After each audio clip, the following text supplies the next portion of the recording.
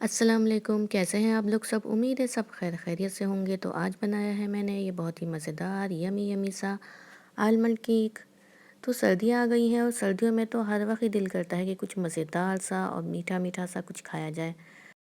तो इसलिए आज मैंने ये आलमंड केक बनाया है और आलमंड केक के लिए मैंने सबसे पहले यहाँ पर एक मोल्ड ले लिया है और इसको मैंने पहले ही बटर पेपर लगा दिया था।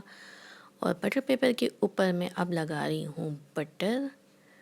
और बटर को लगा लेना है बहुत ही अच्छी तरह से, ताकि हम इसके ऊपर जो आलमंड लगाएंगे वो अपनी जगह से हिले नहीं। तो यहाँ पे आप अपनी मर्ज़ी का कोई भी डिज़ाइन बना सकते हैं। तो मैं यहाँ पर आलमंड लगाती जा रही हूँ और जब तक मैंने पूरे आलमंड ख़त्म नहीं कर दिए थे, मैंने डिज़ाइन बनाना नहीं छोड़ा था। तो जब पूरे आलमंड ख़त्म हो गए थे तो उसके कॉर्नर्स के ऊपर मैंने यहाँ पर और आलमंड रखे हुए हैं और जो है उसको मैंने जो है वो क्रश कर लिया है। तो वो मैंने इसके कॉर्नर्स के ऊपर डाल दिया है। सेंटर में मैंने जो है वो किशमिश रख दी है। तो ये मेरा जो है बहुत अच्छा सा डेकोरेट हो गया है, जिसको मैंने अब फ्रीज़र में रख दिया है।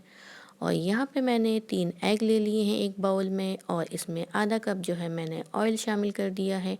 और इसमें हाफ़ टी स्पून मैंने डाल दिया है वनीला एसेंस। और अब इसमें जाएगा पूरा लेवल में करके मैंने इसमें शुगर ऐड कर दी थी। ये घर की पिसी हुई शुगर है और ये पूरा 1 कप जाएगी लेवल में करके। और यहाँ पे मैंने ऐड कर दिया था हाफ़ कप मिल्क। बस सब कुछ मैंने एक साथ मिक्स करने के बाद इसको जो है वो बीटर की हेल्प से अच्छा सा बीट कर लिया था। बस 1 मिनट मैंने इसे बीट किया था और उसके बाद मैंने यहाँ पे स्ट्रेनर में 1 कप मैदा इसके अंदर डाल दिया था। और इसके अलावा भी अभी मैं और मैदा डालूँगी, यानी कि 1 कप मैंने मैदा ले लिया था और इसके अलावा मैंने 4 टेबल स्पून एक्स्ट्रा इसके अंदर डाला था, यानी कि आप सवा कप कह सकते हैं। कि सवा कप मैंने मैदा लिया था, यानी कि 1 कप और 4 टेबल स्पून जो है मैंने इसके अंदर मैदा शामिल कर दिया था। और 1 टीस्पून बिल्कुल लेवल में करके मैंने इसमें शामिल कर दिया था बेकिंग पाउडर। और बस अब मैं इसे जो है वो स्टेन कर लूँगी, क्योंकि स्टेन करना जो है वो ज़रूरी होता है ताकि इसके अंदर से एयर पास हो जाए और केक आपका बहुत ही अच्छा फ्लफ़ी सा बने। अब बस मैं इसे मिक्स कर रही हूँ। तो आप अगर चाहें तो आप इसको स्पून से भी मिक्स कर सकते हैं, लेकिन अगर आपको जल्दी है और आपको अपना टाइम बचाना है तो आप जो है यहाँ पे इलेक्ट्रिक बीटर की हेल्प ले लें।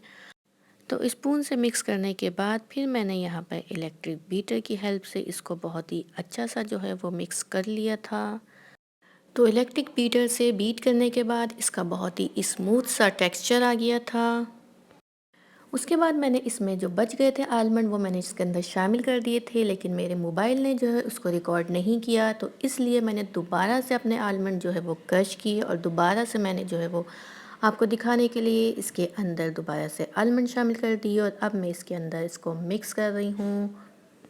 तो यहाँ पे मैंने मोल्ड फ्रिज में से निकाल लिया था जिस पे हमने जो है वो आलमंड लगाए थे। तो उसके अंदर अब मैंने ये केक का बैटर शामिल कर दिया है और तमाम बैटर मैंने इसके अंदर डाल दिया है।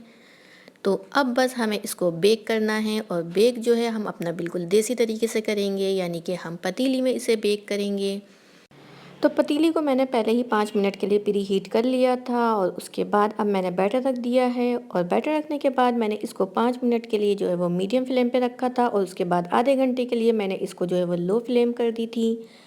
तो यहाँ पर जो है वो केक बन के तैयार हो गया है, क्योंकि यहाँ पे हाफ़ एन आवर हो चुका है। तो अब मैं यहाँ पे चेक कर रही हूँ और यहाँ पे केक बहुत अच्छा सा बेक हो गया है। तो यहाँ पे मैंने केक को प्लेट में कन्वर्ट कर दिया है। तो ये देखिए माशाल्लाह से बिल्कुल बेकरी स्टाइल का आलमंड केक बन के रेडी हो गया है। तो आप इसको ज़रूर ट्राई कीजिएगा और मुझे बताइएगा आपको आलमंड केक की रेसिपी कैसी लगी। और लास्ट में मैंने इसके ऊपर शुगर सिरप ऐड कर दिया था। तो इससे जो है इसका टेस्ट भी बहुत इन्हेंस हो गया था और देखने में बहुत ही शाइनी सा लग रहा था। तो अगर आप इसको स्किप करना चाहें तो आप स्किप भी कर सकती हैं। तो आप बताइएगा आपको मेरी ये रेसिपी कैसी लगी। और अगर आपको मेरी रेसिपीज़ अच्छी लगती हैं तो मेरे चैनल को लाइक शेयर एंड सब्सक्राइब करना ना भूलिएगा। और मुझे दुआओं में याद रखिएगा। अल्लाह हाफिज़।